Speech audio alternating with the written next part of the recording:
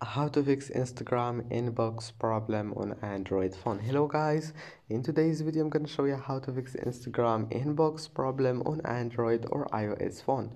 First, open Play Store and see if there's any updates for Instagram, and if you find here update, just click on it. And now let's move to the next step. If that doesn't fix your problem, go to settings. If you have an Android phone, not iOS, Android phone, go to apps and then apps again. Type here Instagram, click on it, click force stop, go to storage, clear cache, and then go back, and that will fix your problem.